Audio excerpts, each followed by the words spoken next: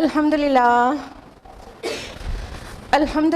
وحدہ والصلاة والسلام علی من لا نبی بعدہ واعوذ باللہ من الشیطان الرجیم بسم اللہ الرحمن الرحیم یا ایہا الناس قد جاءتکم موعظۃ من ربکم وشفاء لما فی الصدور وہدی ورحمۃ للمؤمنین۔ بسم اللہ الرحمن الرحیم۔ رب اشرح لی صدری ویسر لی امری واحلل عقدۃ من لسانی یفقہوا قولی۔ میرے عزیزی سامعات، آپ سبھی کا درس قرآن مجید میں تہہ دل سے خیر مقدم ہے۔ السلام علیکم ورحمۃ اللہ وبرکاتہ۔ کیسے آپ سبھی لوگ؟ الحمدللہ۔ اللہ تعالیٰ کرے آپ اچھی رہیں، بہت صحت مند رہیں، بہت خوشحال رہیں، اور اللہ تعالیٰ آپ کو دنیا اور آخرت دونوں کی کامیابی اور سربلندی سے مکمل ہونے سے پہلے آمین آمین ہو جاتا ہے۔ ماشاءاللہ سب اتنا مطلب اویٹڈ رہتا ہے آپ کے لیے دعائیہ سیشن کہ بس پہلے آمین ہو جاتا ہے۔ چلیے کمپلیٹ کیے بغیر آمین ثم آمین۔ اللہ تعالیٰ دلوں کے سارے انٹینشنز کو بھی جانتا ہے۔ تو اپنا بہت خیال رکھیے کیونکہ رمضان آنے والا ہے، اور آپ کو بہت اسٹرانگ انف رہنا ہے کہ روزے میں کوئی خلل نہ پڑنے پائے انشاءاللہ۔ تو بہت اچھی چیزیں کھائیے اور خوش رہیے تاکہ آپ ایک دم ہیلدی رہیں رمضان کے لیے، ٹھیک ہے؟ اب ہم لوگ درس قرآن کی طرف بڑھتے ہیں، اور رمضان کے لیے ہم لوگ ٹائم چینج کریں گے، وہ ہم لوگ بعد میں ڈسکس کر لیں گے، ٹھیک؟ کون سی سورہ چل رہی ہے درس قرآن میں؟ سورہ طٰہٰ۔ یہ بھی سوال سے پہلے جواب آ گیا، ماشاءاللہ بارک اللہ۔ کس آیت تک لاسٹ ویک ہوا تھا؟ 58 تھا، بالکل صحیح۔ تو آج ہم لوگ کہاں سے آگے کرنا چاہیے؟ 59 آنورڈس کرنا چاہیے، لیکن ہم لوگ باقاعدہ اسٹارٹ کرنے سے پہلے کیا کرتے ہیں؟ ریویژن۔ ایک دم اچھی طرح سے طوطے کی طرح رٹ کے آئے آپ لوگ، بارک اللہ۔ تو اب یہ بھی بتا ہی دیجیے کہ کس آیت سے لے کر 58 تک کرائے؟ 51 سے ایگزیکٹلی، بالکل صحیح سے جواب دیتے ہیں آپ لوگ، ماشاءاللہ۔ دیکھیں اسی لیے ٹیچر نا کویشچن کر کے پڑھاتے رہتے ہیں تاکہ بچے اٹینٹیو رہیں۔ اگر ہم آپ سے کویشچن کرتے ہیں تو آپ کو دیکھیں کتنی چیزیں رٹ گئی ہیں ماشاءاللہ، اور اگر خالی ہم سنا کے چلے جائیں تو آپ اتنے اٹینٹیو شاید نہ رہیں۔ چلیے ہم لوگ ریویژن لیں گے آج 51 سے لے کے 58 تک کا، جو کہ لاسٹ ویک ہم لوگوں نے تفصیل سے جانا تھا۔ تو ابھی شارٹ میں اور ترجمے کے فارم میں۔ اعوذ باللہ من الشیطان الرجیم، بسم اللہ الرحمن الرحیم۔ آیت 51 کا ترجمہ ہے، فرعون نے کہا تو پھر پہلی نسلوں کا کیا حال ہوگا، یعنی اس نے فتنہ انگیزی شروع کر دی۔ آیت 52 میں ہے کہ موسیٰ علیہ السلام نے کہا کہ ان کا علم میرے رب کے پاس ہے ایک کتاب کے اندر، میرا رب نہ تو بھٹکتا ہے اور نہ ہی بھولتا ہے۔ لاسٹ ویک ہم نے تفصیل سے بتایا تھا نا اس کا کیا مطلب ہے، یاد آ گیا سب کو؟ گڈ۔ آیت نمبر 53، وہی جس نے زمین کو تمہارے لیے بچھونا بنایا اور اس میں تمہارے چلنے کے لیے راستے بنائے اور آسمان سے پانی نازل کیا، پھر ہم نے اس پانی سے نکالے طرح طرح کے نباتات۔ تو موسیٰ علیہ السلام نے کیا کیا؟ وہ جو سوال کیا گیا تھا قرون اولیٰ کے لوگوں کا کیا ہوا، اس کا جواب دینے کے بعد رب کون ہے جو اس سے پہلے سوال کیا گیا تھا اس کا جواب کنٹینیو کر دیا، اور اللہ تعالیٰ کے کچھ احسانات یاد دلائے اور واضح کیا کہ یہ جو فرعون رب بنا بیٹھا ہے ایکچولی یہ ان صفات کا حامل نہیں ہے، اس نے یہ کچھ نہیں کیا ہے۔ تو رب ایکچولی وہ ہے جس نے ہمارے لیے زمین بنایا، زمین میں راستے بنائے، آسمان سے پانی برسایا اور اس سے تمام نباتات اگائی۔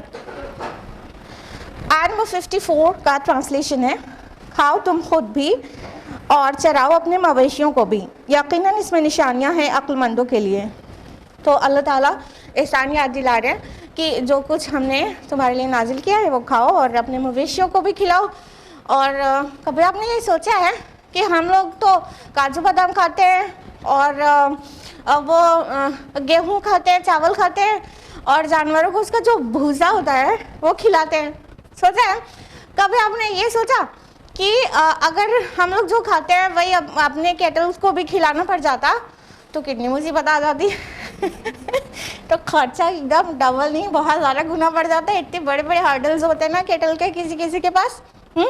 तो वो इतने हर्ड होते हैं, तो इतना बड़ा बड़ा मतलब गला जानवरों का उनको काजू बादाम खिलाते तो हो जाता.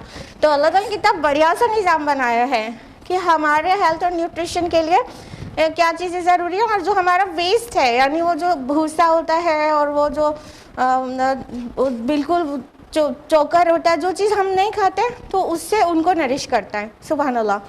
तो ऐसे दोनों का काम चल जाता है, वो भी पलते रहते हैं, हम भी पलते रहते हैं. सुभान अल्लाह. और ख़र्च भी ज़्यादा नहीं आता है. आय नंबर देखिए आय नंबर 54 में अल्लाह ताला ने ये बोला ना कि इसमें अक्लमंदों के लिए निशानियाँ हैं.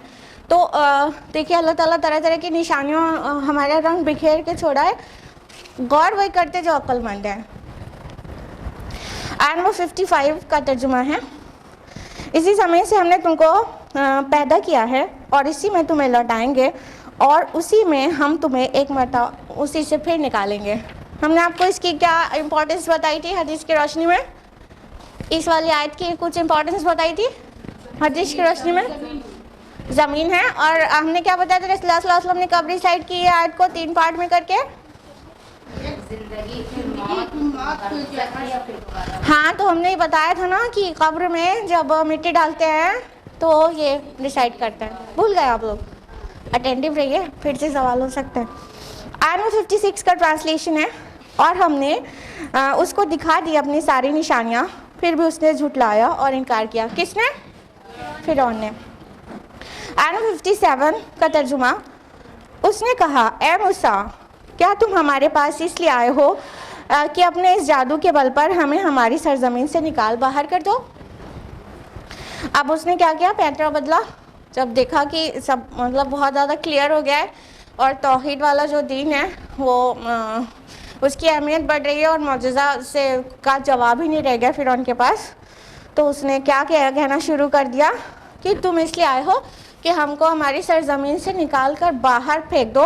और हमने लास्ट वीक आपको बताया था कि अजितना लितुखरिजना हम करने लगा, यानी अपने पूरे आयान सल्तनत और वहाँ दरबार में जो उसके कासल में जो लोग भी मौजूद थे उन सबको इंक्लूड कर लिया कि हमको निकालने के लिए आया था कि सब भड़क जाएं और इनके ऊपर अभी अभी जो मूसा अलैहिस्सलाम का इम्प्रेशन पड़ा है वो ना ही सिर्फ डाइल्यूट हो जाए बल्कि वो बहुत ज़्यादा नेगेटिव हो जाए.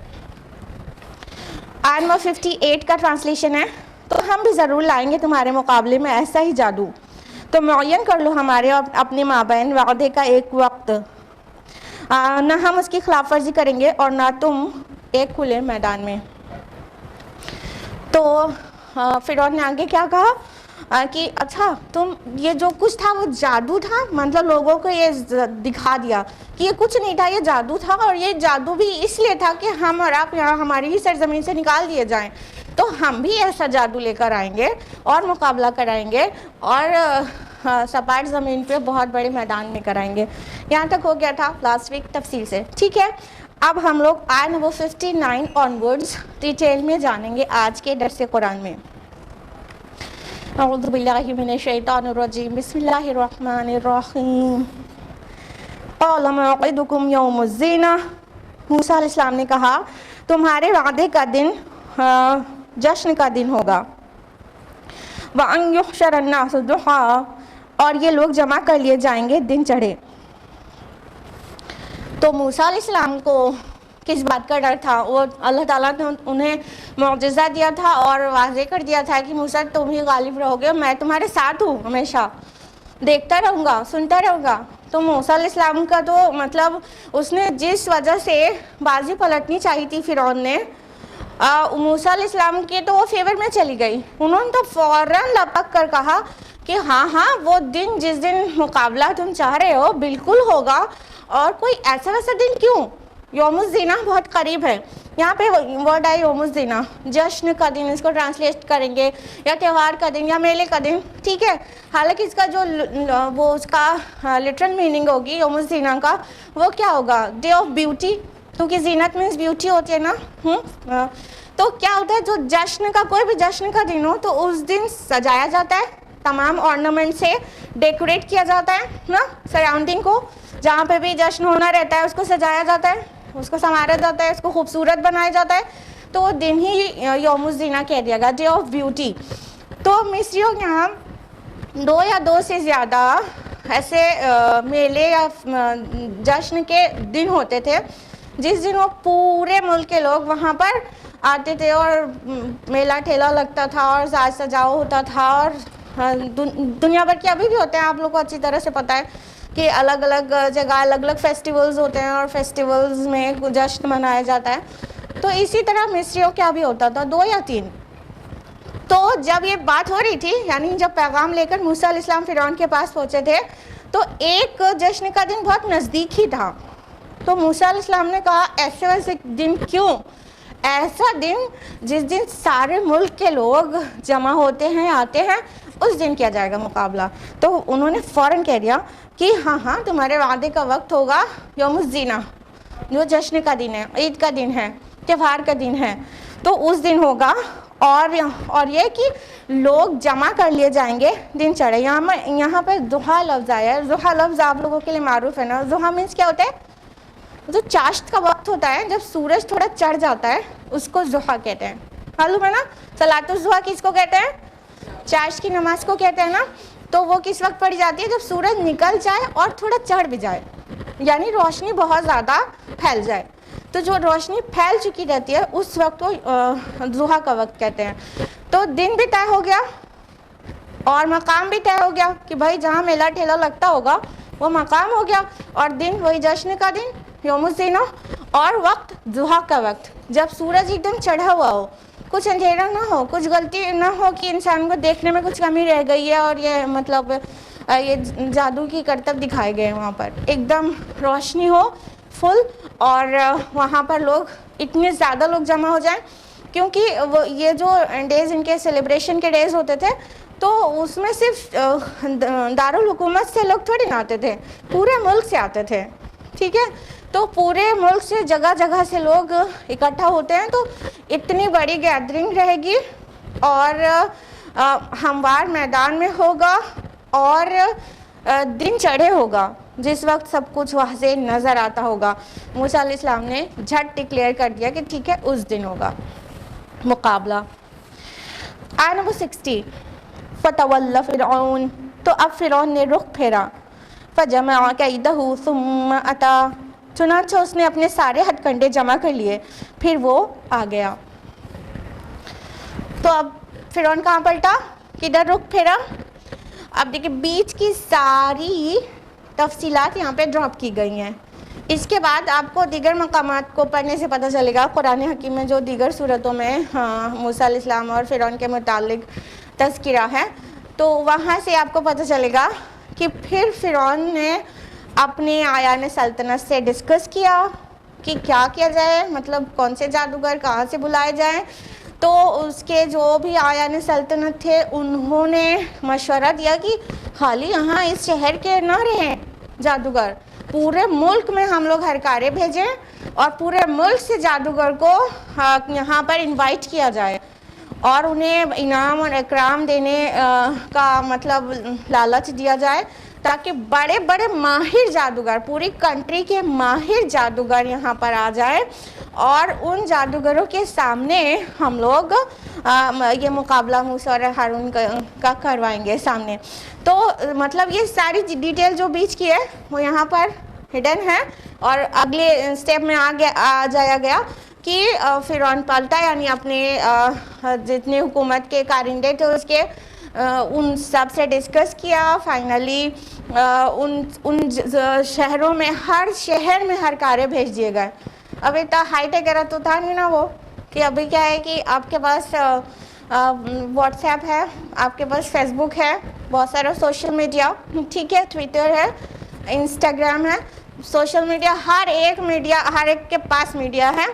उसके अलावा जो मास मीडिया है और टेलीविज़न है और वो मुख्तलिफ इंटरनेट है, ये सब तो है ही, ठीक। तो अभी जो पब्लिसिटी करनी होती है वो ये इस वाले मीडिया से करना होता है।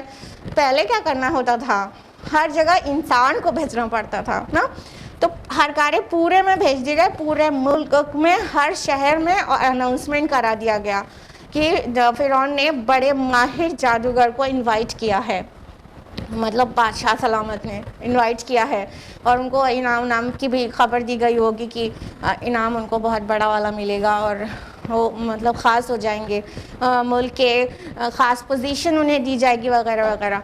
تو یہ سارے اناؤنسمنٹس کے ساتھ ملک میں بھیج دیے گئے, لوگ بکھرا دیے گئے, سب جگہ اناؤنسمنٹ ہوا, سب جگہ سے, خالی ایک شہر سے نہیں, سارے ملک کے شہروں سے لوگ اکٹھا ہوئے, اور وہ یوم الزینہ آ گیا, اور وہاں پر لوگ گیدرڈ ہیں, یعنی کہ جادوگر بھی سارے آ چکے ہیں. کچھ مفسرین کے نزدیک 10,000 میجیشینز آئے تھے, ہزاروں جادوگر اکٹھا ہو گئے تھے.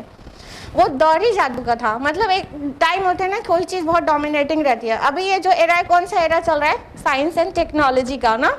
اس سے پہلے عیسیٰ علیہ السلام جب آئے تو وہ میڈیسن کا ایرا چل رہا تھا, ٹھیک ہے, ان کو اس سے ریلیونٹ معجزہ دیا گیا, کوڑی کو اور اندھے کو, لیپرز اور بلائنڈ کو شفا دے دینا, تو اور مردوں کو زندہ کر دینا, اس سے ریلیٹ کرتا ہوا معجزہ دیا گیا. موسیٰ علیہ السلام کا جو دور تھا اس وقت جادو کا بہت چرچا تھا, جادوگر بہت مطلب وہاں پر اپنا کرتب دکھایا کرتے تھے, اور لوگ جادو سے بہت زیادہ مطلب انسپائر ہوتے تھے, اور بہت لوگ جادو کر رہے ہوتے تھے. تو وہ دور جادو کا تھا. تو موسیٰ علیہ السلام کو جو معجزہ دیا گیا, اس جادو کے کٹ والا معجزہ دیا گیا. کون سا؟ عصائے موسیٰ اور ید بیضاء, جو ان کے کوئی بھی جادو ان کے پاس ایسا نہیں تھا جو اس کا مقابلہ کر سکتا. تو ہم نے کبھی کبھی پہلے بھی بتایا ہے نا آپ لوگوں کو کہ جس دور میں جو رسول آیا ہے اس کو اس دور سے ریلیونٹ معجزات دیے گئے ہیں, جو میریکلز ہیں وہ بہت ریلیونٹ ہیں. تو یہ سارا سین بیچ کا چھوڑ کر فرعون حاضر ہے, اور سارے جادوگر ہیں, موسیٰ اور ہارون علیہ السلام ہیں, اور بہت ساری پبلک. یہ سارا پورا سین اپنے ذہن میں لے آئیے. اس درمیان میں موسیٰ علیہ السلام نے جادوگروں کے ڈریس کر کے کچھ خاص بات کہی. آیت نمبر 61, قال لهم موسیٰ ویلکم لا تفتروا علی اللہ کذبا فیسحتکم بعذاب.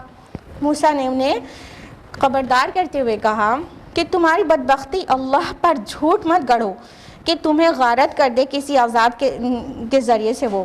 وقد خاب من افترا, اور یقیناً وہ ناکام ہوا جس کسی نے بھی اللہ پر افترا کیا. تو کیا ہوا, اس سے پہلے کہ موسیٰ علیہ السلام اور جادوگروں کا مقابلہ ہوتا, یعنی معجزے کا مقابلہ جادو کی شعبدے بازی سے ہوتا, موسیٰ علیہ السلام نے اتمام حجت کی, یعنی دعوت انہوں نے دے دی تھی پورے بڑے دربار میں, ٹھیک ہے, لیکن وہ پھر بھی وہ مقابلے کا پلان سیٹ ہو گیا تھا. تو جادوگر جو کہ اپنے فن کے ماہر تھے ان کو دعوت دی موسیٰ علیہ السلام نے اتمام حجت کے انداز میں, وارننگ کے انداز میں. کیا کہا کہ تمہاری بدبختی اللہ پر جھوٹ مت گڑھو, یعنی یہ جو جادو ہے اٹس نتھنگ بٹ فالسہڈ نا, یہ آنکھوں کا دھوکہ اور آنکھ کی صفائی ہے اور کچھ بھی نہیں ہے, یہ حقیقت نہیں ہے. تو وہ لوگ کیا کرنے جا رہے تھے, اللہ تعالیٰ کی طرف سے دیے گئے معجزے کا مقابلہ کرنے جا رہے تھے اپنے شعبدے بازی سے, اپنے جادو اور اپنے فریب سے, ٹھیک ہے. تو اور ساتھ میں وہ یہ کیوں کرنے جا رہے تھے, کیونکہ فرعون نے ان کو کہا تھا, ان کو لالچ دی تھی, اور فرعون کا مقصد کیا تھا, رب اعلیٰ وہ بنا رہے, یعنی اس کی پالیٹکس چلے, اس کا حکم چلے, اور اس کو رب کہیں لوگ, اس کی مرضی, اس کا بنایا ہوا قانون مانے, ٹھیک ہے. فرعون کی مرضی یہ تھی. تو یہ کیا تھا, یہ تو شرک ہو گیا, یہ تو شرک ہو گیا کہ اللہ تعالیٰ ساری کائنات کا رب ہے, اس زمین کا بھی ہے, وہاں پہ اس کا حکم لگنا چاہیے, اور فرعون کہتا ہے انا ربکم الاعلی. تو یہ تو شرک ہے کہ اگر فرعون کو ہی رب اعلیٰ مان لیا جائے, اس کا قانون ہی تسلیم کر لیا جائے اور اپنا سر تسلیم خم کر دیا جائے, تو یہ تو شرک ہے. اور اللہ کے دیے ہوئے معجزے کا مقابلہ, رسول کا مقابلہ جادوگر کرے, تو بہت بڑی حماقت ہے. تو یہاں پر کہا ولا تفتروا علی اللہ, اللہ پر افترا پردازی نہ کرو. تو کئی بار ایسا ہے کہ افترا لفظ افترا اللہ ایک ساتھ آیا تو اس کا مطلب شرک ہے. اللہ پر افترا باندھنا کیا ہے؟ وہ ایک شرک ہے. تو یہاں پر شرک وہی دوسرے الفاظ میں کہا گیا کہ شرک مت کرو. فرعون رب نہیں ہے، رب وہ ہے جو میں نے بتایا تھا کہ جس نے زمین و آسمان بنائے اور جس نے زمین میں تمہارے لیے راستے بنائے، بارش برسائی اور نباتات اگائے اور تمہارے جینے اور چلنے کا سامان کیا. رب وہ ہے، اس کو رب مانو، شرک مت کرو، اللہ پر افترا مت کرو. اور افترا یہ بھی ہے کہ رسولوں کا مقابلہ کرنے تم آ گئے ہو، اللہ کے دیے ہوئے معجزات کے سامنے تم دیکھ رہے وہ اپنے جادو سے اس کو مطلب اس سے مقابلہ کرنے کے لیے سامنے کھڑے ہو گئے ہو. تو یہ بھی افترا ہے. تو موسیٰ علیہ السلام نے اتمام حجت کی کہ اس سے پہلے کہ مقابلہ ہو ان لوگ کو ایک آخری دعوت دے دی جائے کہ بہت بڑی حماقت کرنے جا رہے ہو تم لوگ، کہ اللہ پر جھوٹ باندھ رہے ہو. اور پھر بہت مطلب بہت زوردار انداز میں کہا، تھوڑی سختی بھی نظر آ رہی ہے اور الفاظ بھی بہت سخت ہیں کہ مطلب تمہاری بدبختی، تم اللہ پر جھوٹ مت گڑو، وہ تمہیں غارت کر دے گا کسی عذاب کے ذریعے سے. یہ سخت ہے نا الفاظ. تو انہوں نے بہت سختی کے ساتھ ان سے کہا. اب دیکھیں، اب دونوں کو ڈفرینشیٹ کریے گا کہ وہاں پر وہ جب فرعون کو دعوت دینے موسیٰ علیہ السلام تو انہوں نے سخت جملے کوئی استعمال نہیں کیے تھے نا، بلکہ اللہ تعالیٰ نے تاکید کی تھی کہ نرمی سے بات کرنا. تو انہوں نے بہت ہی اس کی پوزیشن کا خیال رکھتے ہوئے بہت ہی احترام کے ساتھ اپنی بات کہہ دی تھی. اور جس بات سے اس کی شان اور احترام میں کمی آتی اس کو بہت ویسا کر کے تھرڈ پرسن بنا کے، سامنے سے نہیں کہہ کے نیگیٹو بات کو تھرڈ پرسن بنا کے کہہ دی تھی کہ جو نہیں مانے گا ایسا کر کے.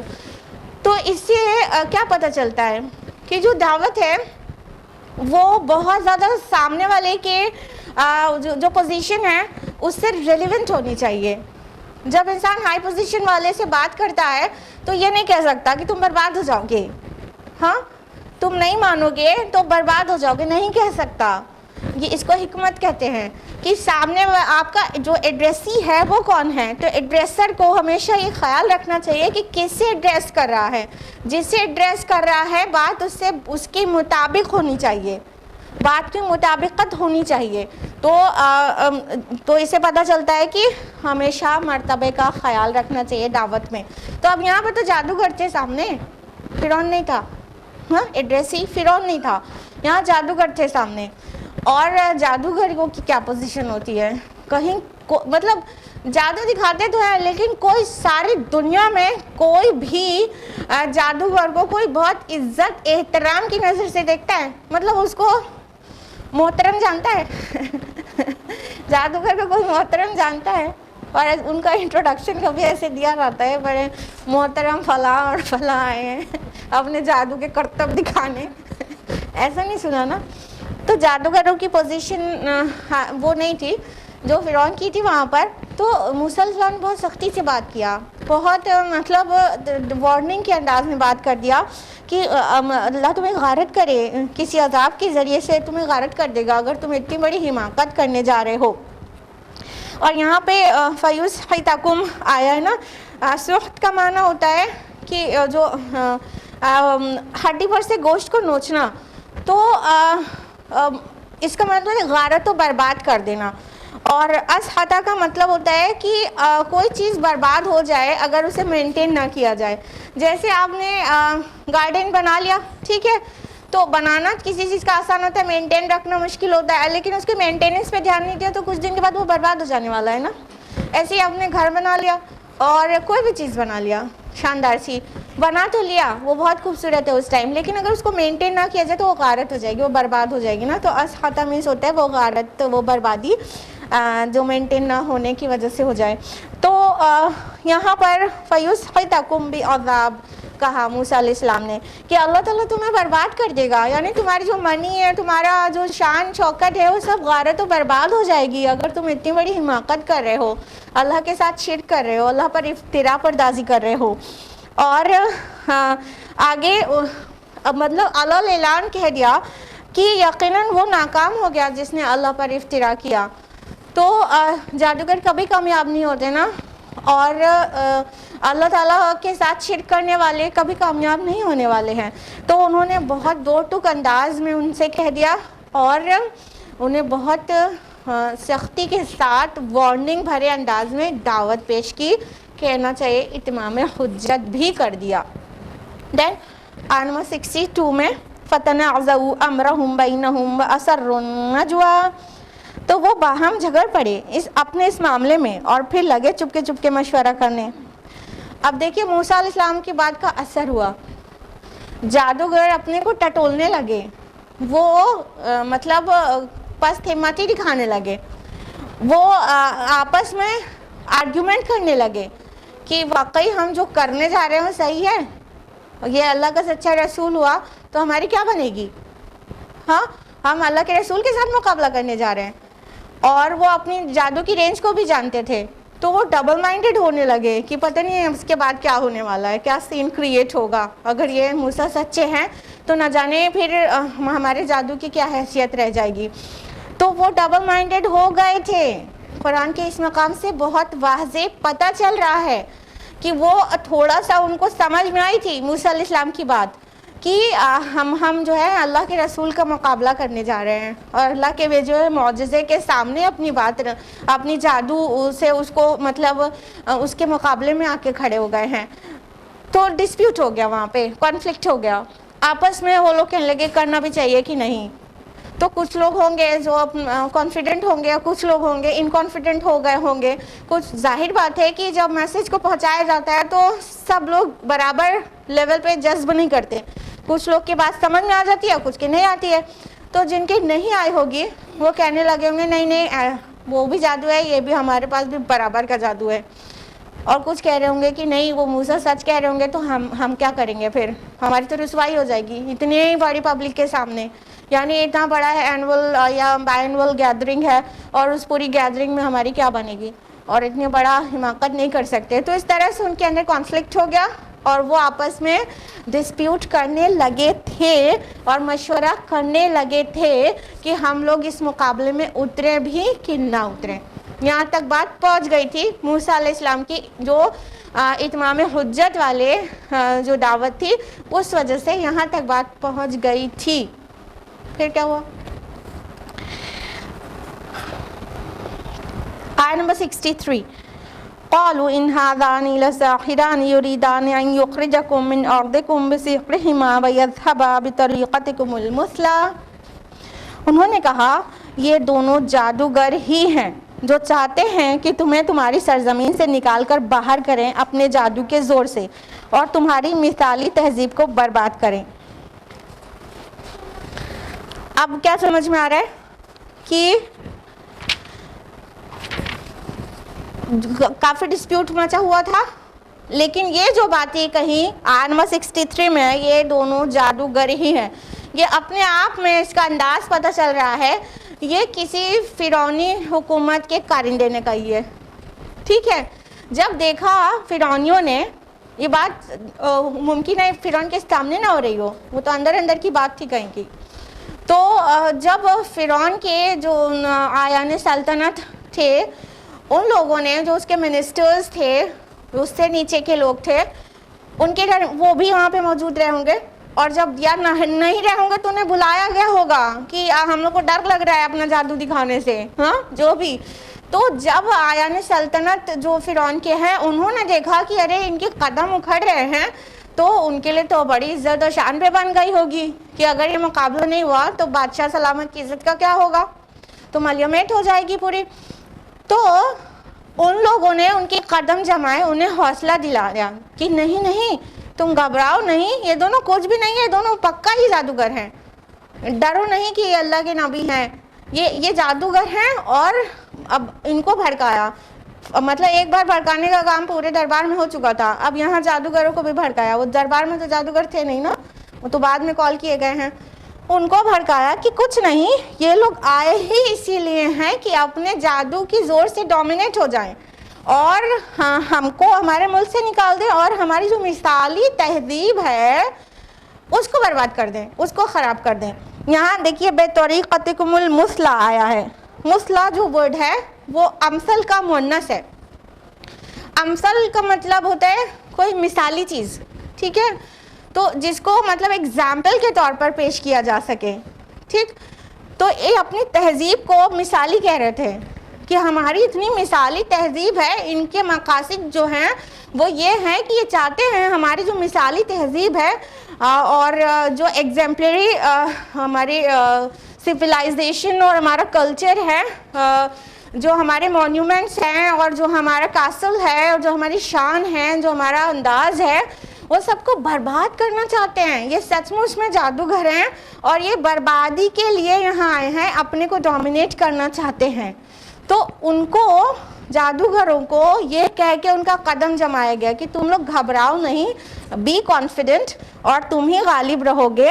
یہ کچھ بھی نہیں ہے، یہ کیا ہے کہ ہمارا جو مصر کے پیرامڈ پوری دنیا میں مشہور ہیں، اور ہمارے جو ہمارے بادشاہ کی جو زینت ہے اور جو ہمارا محل کی جو شانداری ہے وہ پورے ملک میں مشہور ہے، اور ہمارا جو طرز زندگی ہے ہم پورے ورلڈ میں پاپولر ہیں. کیا عربوں کے پاس ہے یہ تہذیب؟ یہ ان کے پاس میرے پیرامڈز ہیں؟ نہیں ہیں.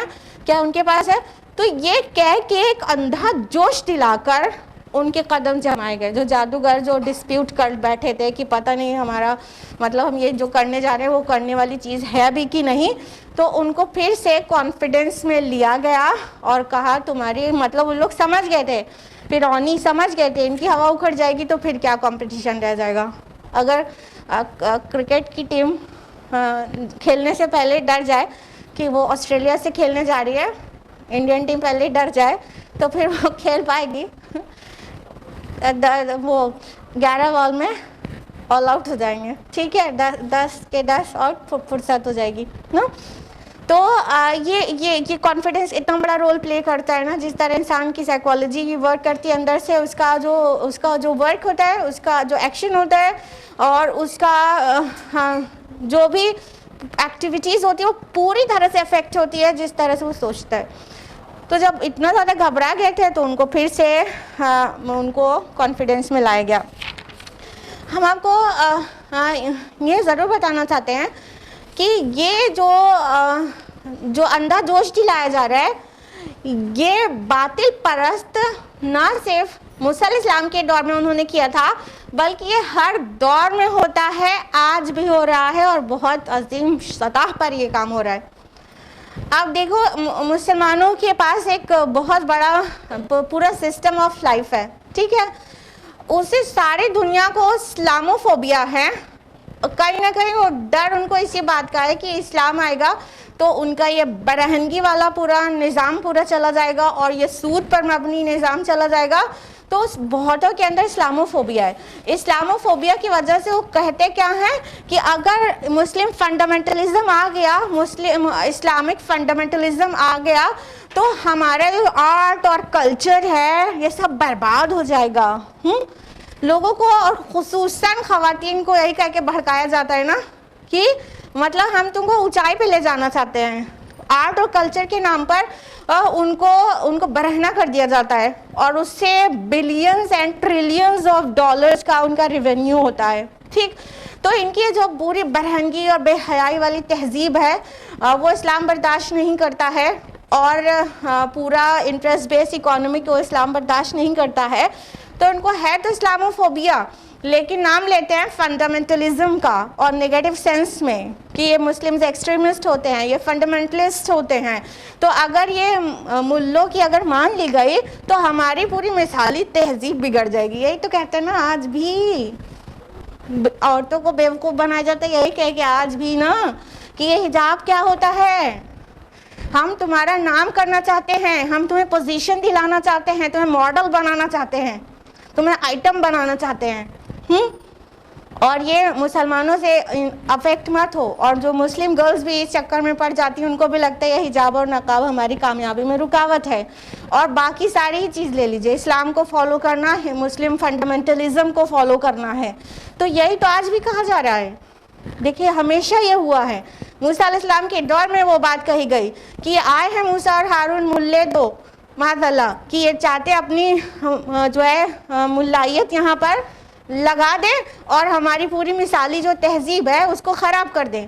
یہی بات ہر دور میں کہی گئی ہے. یعنی ایک فریب ہے, ایک دجل ہے, ایک بہت بڑا دھوکہ ہے, بہت بڑی جعلسازی ہے کہ مقصد کچھ اور رہتا ہے, دکھایا یہ جاتا ہے. اندر سے ڈرا ہوا ہے حق غالب نہ ہو جائے, اندر سے ڈر ہے یہی کہ اسلام حق ہے, ادھر یہی ڈر تھا موسیٰ حق ہے, یہ غالب نہ ہو جائیں. تو حق کو دبانے کی کوشش کی جاتی ہے, لوگوں کے جذبات کو یوں بھڑکا کر کہ انہیں اندھا جوش دلایا جاتا ہے کہ ارے ہمارا کلچر, ہمارا تہذیب ہماری بہت اعلیٰ ہے. تو اس تہذیب کو یہ لوگ نقصان پہنچانا چاہتے ہیں, یہ بگاڑ دینا چاہتے ہیں. تو آخرکار وہ جو جادوگر تھے وہ تیار ہو گئے کہ ٹھیک ہے مقابلے میں ہم اتریں گے. یعنی ان کو جو بہکایا گیا تو بہکائے میں آ گئے. اس کے بعد کیا ہوتا ہے سب کو پتہ ہی ہے, لیکن اس وقت وہ بہکائے میں آ گئے تھے. فَأَجْمِعُوا كَيْدَكُمْ ثُمَّ صَفًّا, چنانچہ تم مجتمع کرو اپنی ساری تدبیریں, پھر آؤ صف باندھ کر. وَقَدْ أَفْلَحَ الْيَوْمَ مَنِ اسْتَعْلَىٰ, اور آج کامیاب وہی رہے گا جو غالب آئے گا. تو ان کو فرعون کے آیان سلطنت, جو ہر کام فرعون کو تو کرنا نہیں پڑتا تھا, ظاہر بات ہے ہر ایک بادشاہ کا اور ہر ایک منسٹر کے کچھ نیچے کے لوگ ہوتے ہیں وہ کام کرتے ہیں. تو ان کے نیچے کے جو لوگ تھے, جو فرعونیت جن کے اندر تھی, انہوں نے کہا نہیں تم اطمینان رکھو, تم اپنی ساری قوت کے ساتھ مقابلے میں آؤ, مت گھبراؤ, تم صف بستہ ہو کر آؤ. ہم نے آپ کو بتایا نا ان کی بہت بڑی تعداد تھی, صفوں کی صفیں تھیں جادوگروں کی. مطلب کچھ مفسرین اگر 10,000 میجیشین کہا ہے تو یہ تو بہت بڑی تعداد ہو گئی نا. تو صفوں کی صفیں جو میجیشینس آئے ہوئے تھے اور ملک کے بڑے بڑے میجیشینس تھے. تو کہا تم مت ڈرو, تم اپنا جادو لے کر آئے ہو وہ پورا اسلحوں سے لیس ہو کر, یعنی وہ اپنی لاٹھیاں اور رسیاں جو سے تمہیں اپنے شعبدے بازی دکھانی ہے وہ سب لے کر میدان میں صف بستہ ہو کر بالکل کانفیڈنٹلی مقابلہ کرو, اور جو آج کامیاب رہے گا وہی غالب رہے گا. یعنی تم پہلے سے ڈر جاؤ گے تو کامیابی کیسے تمہارے قدم چومے گی. تم کانفیڈنٹ تو رہو تبھی تو کام اچھا کر پاؤ گے. بتایا نا جادو کیا ہے کہ آنکھوں کا دھوکہ اور آنکھ کی صفائی ہے. سامنے والا مسحور ہو جاتا ہے, اس کو ایسا لگتا ہے ایسا ہو رہا ہے, ایکچولی ایسا نہیں ہوتا.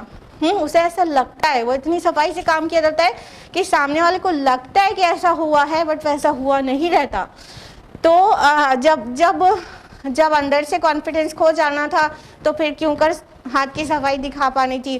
تو کہا نہیں تم اطمینان کے ساتھ کرو, اور آج جو غالب رہے گا, آج جو کامیاب رہے گا وہی غالب ہوگا.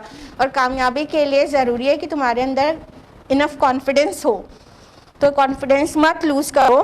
اور ہم نے آپ کو یہ بھی بتایا کہ یہ لوگ اندر سے یہ بات اچھی طرح سے سمجھ ہی رہے تھے کہ 10% جو بنی اسرائیل کی تعداد ہے, ان کی جو پاپولیشن ہے وہ دین توحید پر ہے.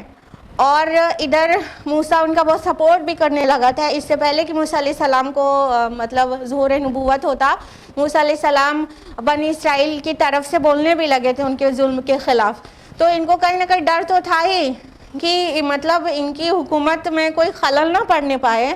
تو مطلب ان لوگوں کا جو دین ہے, جو دین توحید کی بات کرتے ہیں, یہ کسی طرح غالب نہ ہونے پائے. تو آج جینے اور مرنے کا دن ہے, جو آج بازی لے گیا پھر وہی غالب رہے گا, اور جو آج بازی ہار جائے گا تو پھر بڑی مشکل ہو جائے گی. تو دل دماغ میں تو ان کے تھا کہیں نہ کہیں یہ ڈر بنا ہوا تھا. اور فرعون کو کسی نے بتا بھی دیا تھا کہ مطلب کچھ ایسا ہونے والا ہے, اسرائیلی میں سے کوئی پیدا ہوگا جو ان کا تختہ پلٹ کرے گا. تو وہ بھی اس کے فرعون کے دماغ میں تھی, ایک خوف اس کے اندر تھا. باقی جو ظاہر میں تھا وہ یہی کہ اب تو اسرائیلیوں کو سپورٹ مل گیا ہے موسیٰ کا, اور موسیٰ اتنا بڑا معجزہ لے کر آ گئے ہیں. تو کہیں نہ کہیں اندر سے ڈرے ہوئے تھے, اسی بات کا وہ کانفیڈنس دلا رہے تھے کہ تم لوگ مت ڈرو, تم لوگ تو مین کل پرزے ہو فرعون کے, تم ہی ڈر جاؤ گے تو پورا کھیل ہی بگڑ جائے گا. تو انہیں حوصلہ دلا کر پھر سے ان کو آمادہ کیا گیا کہ نہیں, آج ہم لوگ کو غالب ہونا ہے, اپنی تہذیب کو بچانا ہے, اپنے کلچر کو بچانا ہے, اپنی کاسل کو بچانا ہے, اپنے عروج کو بچانا ہے. تو آج بہت کانفیڈنس کے ساتھ لڑنا ہوگا, مقابلہ کرنا ہوگا, یعنی جادو کا. قالوا یا موسیٰ اما ان تلقیا و اما ان نکون اول من القا. جادوگروں نے کہا اے موسیٰ یا تو تم پہلے ڈالو یا پھر ہم ہی ڈالنے والے بنتے ہیں. آپ نے گیمز میں دیکھا ہے, خصوصاً کرکٹ میں دیکھا ہے کہ کون سی ٹیم پہلے بیٹنگ کرے گی, کون بولنگ کرے گا, یہ ڈیسائیڈ کون کرتا ہے؟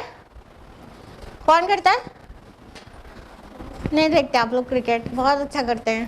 ٹاس نا, بھولے ہوئے ہیں کیا؟ ٹاس کرتے ہیں نا. تو جس طرح آج بھی گیمز میں ٹاس کیا جاتا ہے کہ کون پہلے بیٹنگ کرے گا کون بولنگ, تو اسی طرح کسی بھی گیم اور جادو میں یہ ایک ایٹیکیٹ ہوتا تھا کہ ٹھیک ہے کون پہلے دکھائے گا, تم دکھاؤ گے یا ہم دکھائیں, ٹھیک ہے. تو اسی طرح کا یہ انداز تھا کہ پہلے بازی کون کھیلے گا. جادوگروں نے موسیٰ علیہ السلام سے کہا کہ یا تو تم ڈالو موسیٰ یا ہم ڈالنے والے بنتے ہیں. حالانکہ جادوگر کے دماغ میں یہ رہتا ہے کہ پہلے وہی دکھائے تاکہ اس کے جادو سے سب مسحور ہو کر اور افیکٹ ہو کر اپنا حوصلہ کھو دیں سامنے والا, ٹھیک ہے.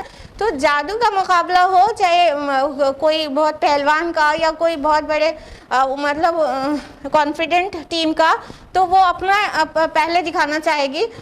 تو ایکچولی یہ چاہ رہے ہوں گے کہ ہم ہی پہلے دکھائیں, لیکن انہوں نے بس ایک ایٹیکیٹ ہے, جو ایک فارمیلٹی ہے, جو ایک جادو کے اپنی بازی کھیلنے میں کہا ہی جاتا ہے کہ تم پہلے کرو گے کہ پہلے ہم. تو انہوں نے اس انداز میں موسیٰ علیہ السلام سے کہا کہ تم پہلے ڈالنے والے ہو کہ یا ہم ڈالیں. قال بل القوا, موسیٰ علیہ السلام نے کہا بلکہ تم ہی ڈالو. فَإِذَا حِبَالُهُمْ وَعِصِيُّهُمْ يُخَيَّلُ إِلَيْهِ مِنْ سِحْرِهِمْ أَنَّهَا تَسْعَىٰ. تو دفعتاً ان کی رسیاں اور لاٹھیاں ان کے جادو کے اثر سے اس کو ایسی نظر آنے لگیں گویا وہ دوڑ رہی ہیں. تو موسیٰ علیہ السلام تو بالکل کانفیڈنٹ تھے, ان کو پتا تھا وہ معجزہ لے کر آئے اور یہ جادو لے کر آئے ہیں. تو انہوں نے کہا کہ نہیں تمہیں ڈالو, یعنی وہ سننا چاہ رہے تھے ہم ڈالے پہلے تاکہ ہمارا جادو, اور وہ بھی اتنی تعداد میں تھے. موسیٰ علیہ السلام صرف ہارون علیہ السلام کے ساتھ تھے, معجزہ ایک ہی کو دکھانا تھا, ٹھیک ہے. اور ادھر ہزاروں جادوگر, سینکڑوں جادوگر, جتنے بھی ہوں اللہ تعالیٰ بہتر جانے.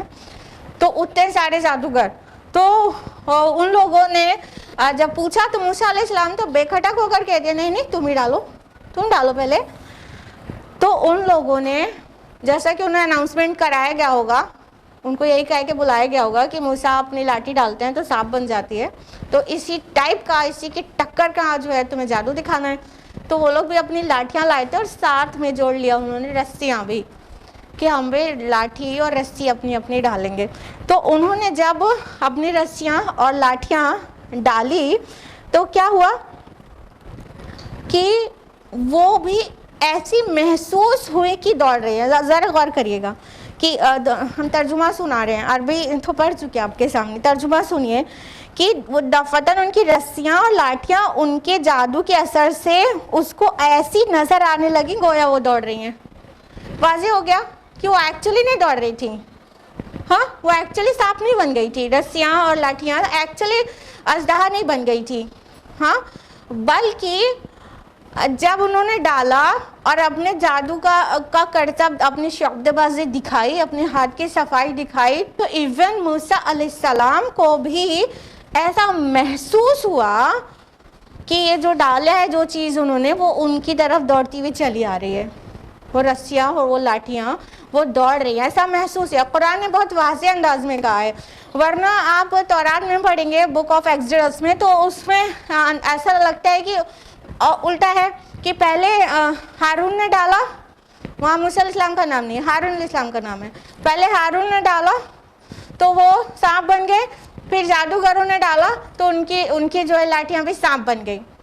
تو اس سے وہاں پہ یہ کنفیوژن ہو سکتا ہے کسی کو کہ وہ بن گئی تھی, لیکن قرآن نے اس کو واضح کیا کہ ایکچولی یہ نہیں ہوا تھا کہ وہ بدل ہی گئی ہو سانپ میں. موسیٰ علیہ السلام کو بھی انکلوڈنگ آل جو بھی وہاں پر دیکھنے والے لوگ تھے, تماشا دیکھنے کے لیے جن کو گیدر کیا گیا تھا, وہ جو جشن کا دن تھا, उन सबको और इंक्लूडिंग मूसा अलैहिस्सलाम कि उनको ऐसा लगा कि ऐसी ये भी दौड़ रही हैं, ये भी मतलब चलने लग गई हैं, यानी कि ये भी सांप बन गई हैं।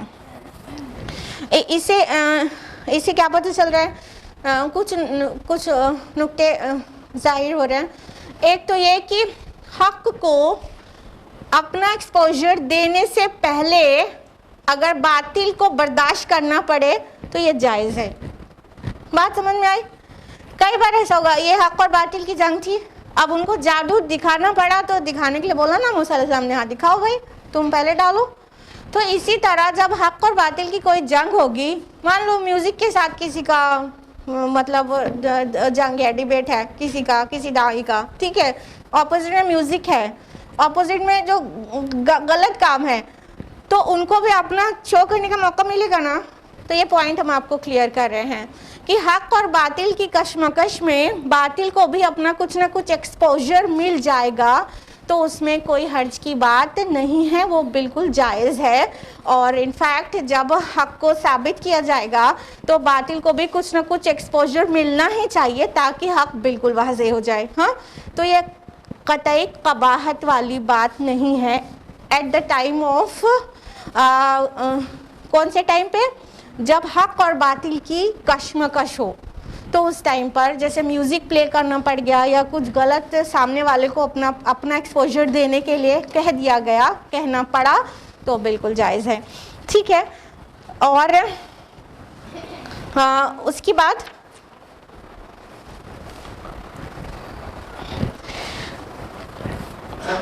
आयत नंबर 67, फ़अौजज़ फ़ी नफ़्सिही ख़ीफ़तम मूसा, तो मूसा ने अपने जी में डर महसूस किया।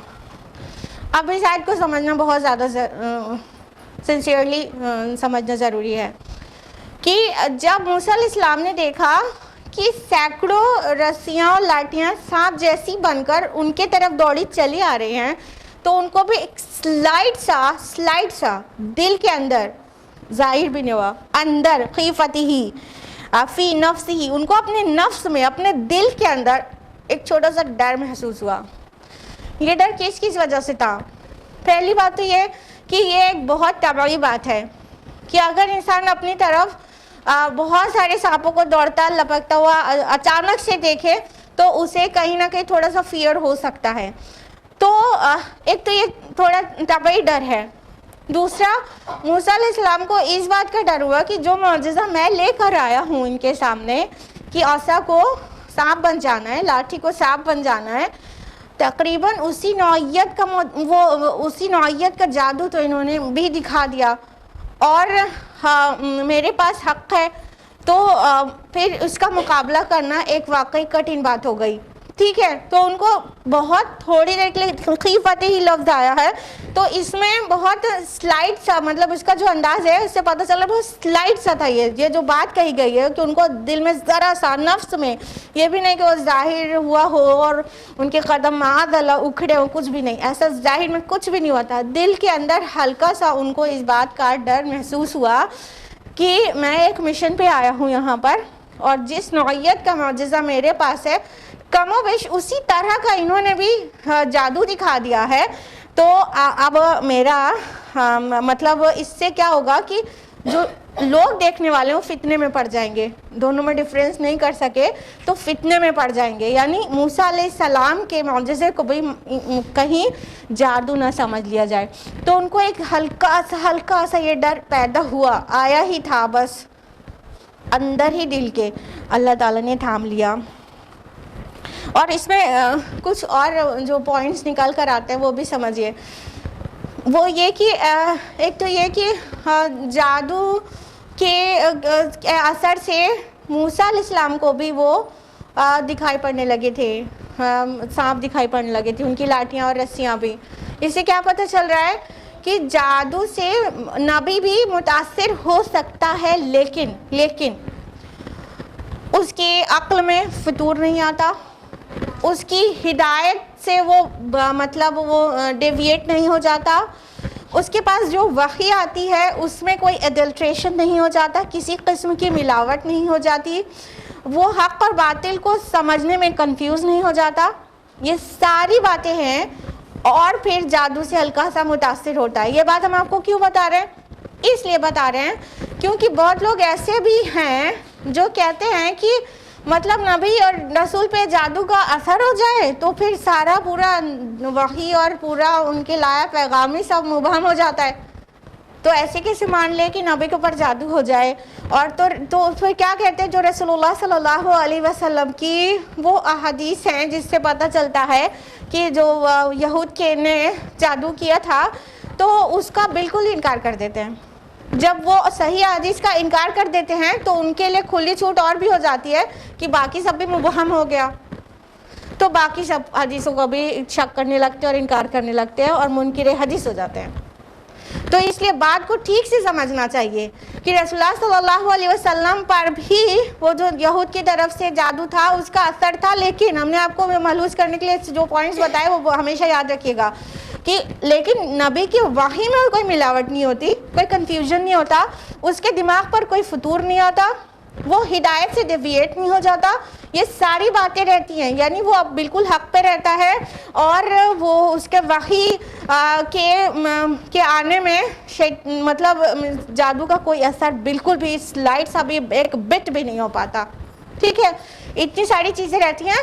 پھر وہ جادو کے اثر سے، کیونکہ کچھ بھی ہے، رسول بھی ایک انسان ہے، بشر ہے، تو بشر کے اوپر جو بشری چیزیں ہوتی ہیں تو وہ چیزیں رسول کی بھی ہوئی ہیں. تو یہاں پہ موسیٰ علیہ السلام کے اوپر بھی یہ قرآن سے واضح ہو رہا ہے کہ جادو سے متاثر ہوئے تھے. ٹھیک ہے، قدم نہیں اکھڑے تھے ان کے، متاثر ہوئے تو ان کو بھی لگا کہ ایسے کچھ رینگتا ہوا چلا آ رہا ہے ہماری طرف. ٹھیک ہے، اور ادھر رسول اللہ صلی اللہ علیہ وسلم کے ساتھ بھی ایسا ہوا تھا، لیکن آپ کی واقعی متاثر نہیں ہوئی تھی، خالی آپ متاثر ہوئے تھے تھوڑا سا. تو یہ ہے، اس پوائنٹ کو بہت اچھی طرح سمجھنا ضروری ہے تاکہ منکر حدیث کے ان کے بتائے ریزن سے آپ متاثر نہ ہو جائیں. ٹھیک ہے، تو ان حدیث کو غلط کہنا، پھر ساری حدیث کا انکار کر دینا، پھر اہل قرآن بن جانا اور منکر حدیث بن جانا، اس سے بچنا ہوگا. بات کو ٹھیک سے سمجھنا چاہیے. تو موسیٰ علیہ السلام کو ڈیفینیٹلی ہلکا سا نفس میں، دل کے اندر، جی میں ہلکا سا ڈر آیا کہ کہیں لوگ فتنے میں نہ پڑ جائیں. اسی ٹائپ کا تو انہوں نے بھی دکھا دیا جو میں لے کر آئی ہوں. آیت نمبر 68 میں فوراً اللہ تعالیٰ نے تھام لیا. قُلْنَا لَا تَخَفْ إِنَّكَ أَنْتَ الْأَعْلَىٰ، ہم نے فرمایا ڈرو نہیں، یقیناً تم ہی غالب رہو گے. اللہ تعالیٰ نے فوراً دل میں موسیٰ علیہ السلام کے ڈالا. فوراً اللہ تعالیٰ نے موسیٰ علیہ السلام کو بولا. اللہ تعالیٰ تو موسیٰ علیہ السلام سے کلام ہی کرتے تھے.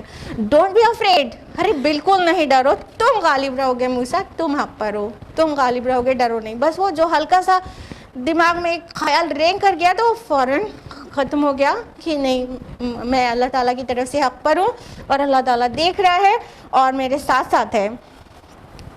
وَأَلْقِ مَا فِي يَمِينِكَ تَلْقَفْ مَا صَنَعُوا إِنَّمَا صَنَعُوا كَيْدُ سَاحِرٍ، اب تم ذرا پھینکو اس عصا کو جو تمہارے دائیں ہاتھ میں ہے، یہ نگل جائے گا اس سب کو جو کچھ انہوں نے بنایا.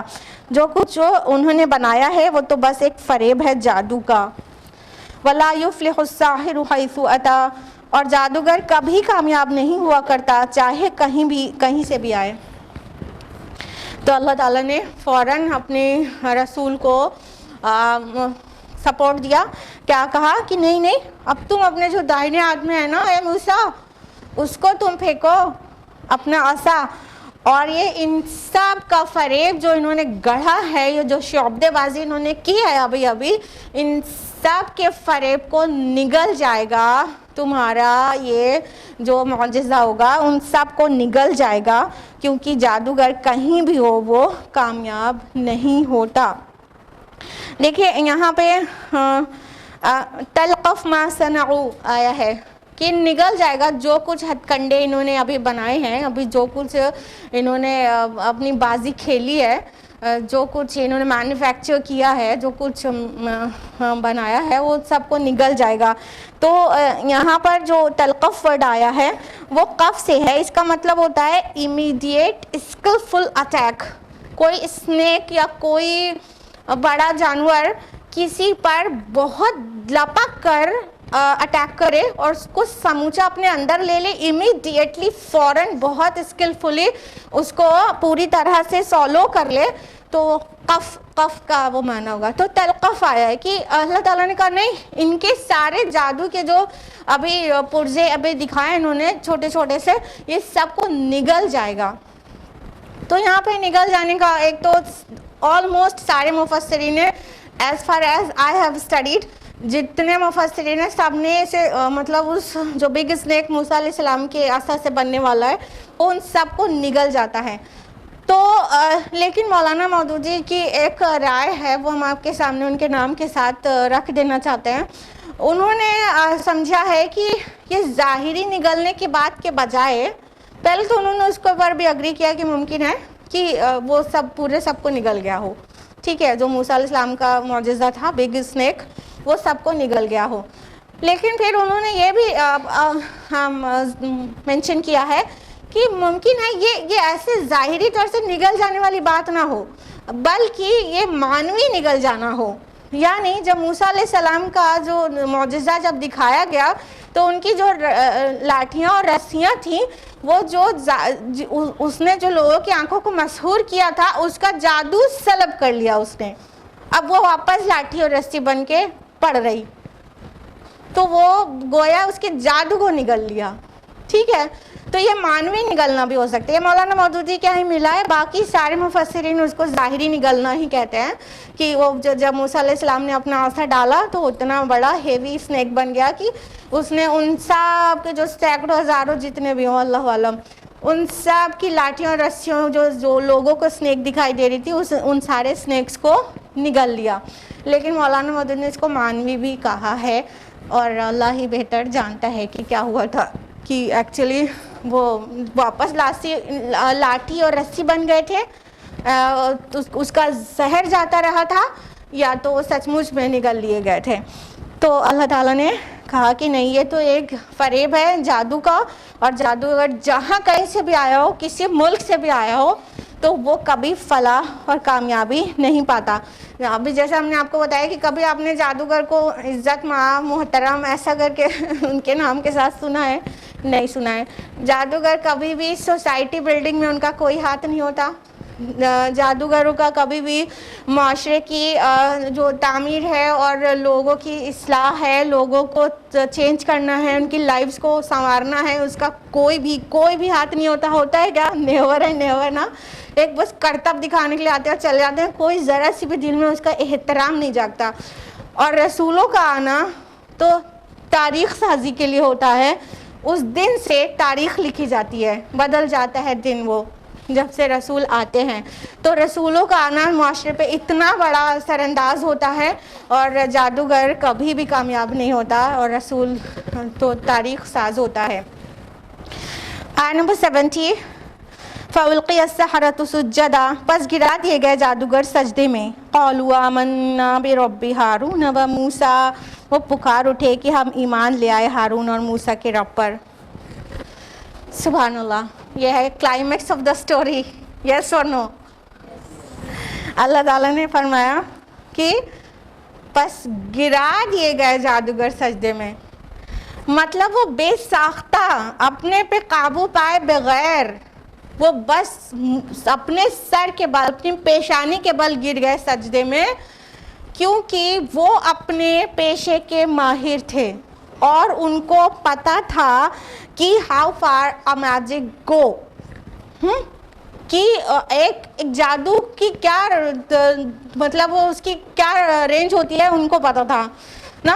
ایک مان لیجیے ایک بوٹانسٹ ہے, تو he knows how far botany can go, ٹھیک ہے, اس کو اس کی دوری اس کی رینج پتا ہے, ٹھیک ہے. اگر ایک کارڈیولوجسٹ ہے یا بہت ماہر کارڈیولوجسٹ ہے تو اسے پتا ہے کہ ہارٹ ڈیزیز اور اس کے علاج جو ابھی تک نون ہے اس کی رینج کیا ہے, ٹھیک.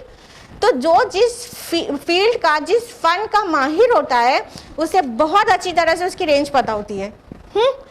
جادوگروں کو اپنے جادو کی رینج پتا تھی, جب انہوں نے دیکھا کہ جو موسیٰ نے دکھایا ہے وہ ہرگز جادو ہے ہی نہیں، کیونکہ یہ سب نے بھی جادو کیا تھا، وہ کیسا بالکل نابود ہو گیا سب کے سامنے بالکل پوری مطلب رعایا ہے فرعون کی، اور پورے ملک کے لوگ ہیں، فرعون ہے اور موسیٰ اور ہارون علیہ السلام ہے اور جادوگر ہیں، اتنے سارے لوگوں کے درمیان میں ایسی چیز ہو گئی کہ وہ جو اسنیک تھا اس نے سب کو نگل لیا، تو ان کو سمجھ میں آ گیا تو جادو ہو ہی نہیں سکتا۔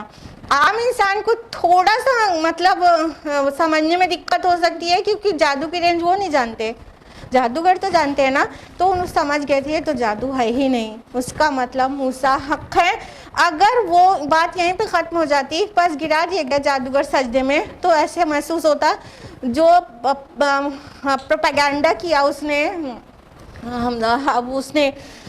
فرعون نے کہ یہ کچھ نہیں، تم سب کا بڑا ہے نا، یہ جو جادوگر تم سب کا بڑا ہے، تمہارا لیڈر ہے سارے جادوگروں کا، تو یہ بات اس سے اتنے سے ثابت ہو جاتی کہ اگر یہ کہہ دیا گیا جادوگر سجدے میں گر گئے تو یہ ہو جاتا کہ سارے چھوٹے چھوٹے جادوگر اپنے بڑے ماہر جادوگر کے سامنے گھٹنے ٹیک دیے انہوں نے، اور اس کو بڑا اپنا جادوگر تسلیم کر لیا۔ لیکن بات یہاں پہ ختم نہیں ہوئی ہے نا، بات تو یہ ہوئی ہے انہوں نے کہہ دیا علل اعلان، قالو، ان سب نے کہا آمنا برب ہارون و موسیٰ، سبحان اللہ، کہ ہم ایمان لے آئے ہارون اور موسیٰ کے رب پر۔ انہوں نے کیا کہہ دیا؟ ہم تو ایمان لے آئے موسیٰ اور ہارون کے رب پر، یعنی جو سجدہ تھا وہ جادو کو نہیں تھا، یعنی وہ ان کو اپنا بڑا جادوگر نہیں تسلیم کر لیا تھا موسیٰ علیہ السلام کو، یہ جادو کو سجدہ نہیں تھا، یہ اللہ تعالیٰ کو سجدہ تھا۔ وہ سمجھ گئے تھے کہ جو موسیٰ لے کر آئے ہیں وہ بیونڈ آر میجک ہے، یہ بہت اوپر ہے اس جادو سے جو ہم لے کر آئے ہیں، تو یہ معجزہ ہے نا کہ جادو ہے۔ تو انہوں نے پوری دنیا کے سامنے اس وقت جو لوگ وہاں موجود تھے ان سب کے سامنے کہہ دیا ہم تو موسیٰ اور ہارون کے رب پر ایمان لے آئے ہیں، یعنی یہ جیسا سجدہ ہے یہ اللہ رب العالمین کے سامنے ہے، اور ہم سب ایمان لے آئے موسیٰ کے اوپر اور ہارون کے رب پر۔ تو یہ تھا کلائمیکس آف دا سٹوری، آگے سٹوری کنٹینیوڈ رہے گی، لیکن کلائمیکس تو یہیں پر ہے کہ کس طرح سے ماہر جادوگر بغیر فرعون سے ڈرے سارے دنیا والوں کے سامنے جو وہاں پر موجود ہیں ان سب کے سامنے سجدے میں گر جاتے ہیں اللہ تعالیٰ کے، اور تھوڑی دیر پہلے نہیں سمجھ پائے تھے اور اب سمجھ چکے تھے۔ تو آج یہیں رکیں گے، ٹائم اپ ہو چکا ہے۔ اللہ تعالیٰ سے دعا ہے کہ اللہ تعالیٰ ہم سب کو قرآن مجید پڑھنے، سمجھنے، غور و فکر کرنے، عمل کرنے اور دوسروں تک پہنچانے کی توفیق عطا فرمائے۔ اللہ تعالیٰ ہم سب کو صراط مستقیم پر رکھے اور ہم سب سے راضی ہو جائے۔ آمین۔ وآخر دعوانا ان الحمد للہ رب العالمین، والسلام علیکم ورحمۃ اللہ وبرکاتہ۔